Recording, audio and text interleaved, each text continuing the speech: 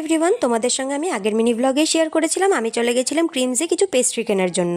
আমি আগেও কয়েকবার পেস্ট্রি কিনেছিলাম ক্রিমস থেকে, কিন্তু সেই কবার এক্সপিরিয়েন্স একদমই খারাপ ছিল। তার সত্ত্বেও আমি আরেকবার সাহস জুগিয়ে গিয়েছিলাম সেখানে পেস্ট্রি নিতে। এইবার কিন্তু আমি ক্রিমস থেকে নিয়েছিলাম এই স্ট্রবেরি ডোনাটটা। এটা কিন্তু খেতে মোটামুটি ছিল, খুব একটা ভালো ছিল না। এরপর আমি ওইখান থেকে নিয়েছিলাম এই চকো চিপস কাপকেকটা। এই তো আমার এটা না নেওয়াই উচিত ছিল, এটার ফ্লেভার একদমই বাজে ছিল খেতে। আমার সব থেকে ভুল ডিসিশন ছিল এই চকলেট পেস্ট্রিটা নেওয়া। পেস্ট্রিটার নাম আমার এক্স্যাক্টলি মনে নেই।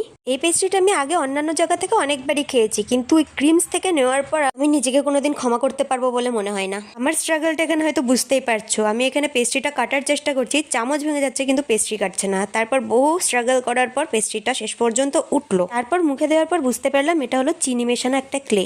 বললাম কথাটা দেখে হয়তো বুঝতে পারবে। অ্যাকচুয়ালি পেস্ট্রিটা আমি হাতে নিয়ে চটকাচ্ছি, তবু আমার হাতের কোনো জায়গায় লেগে যাচ্ছে না। পুরো ক্লের মতো টেক্সচার পেস্ট্রিটার। তোমরাও যদি চাও ট্রাই করে দেখতে পারো, বাট আমি রেকমেন্ড করব এটা টেস্ট না করাই ভালো।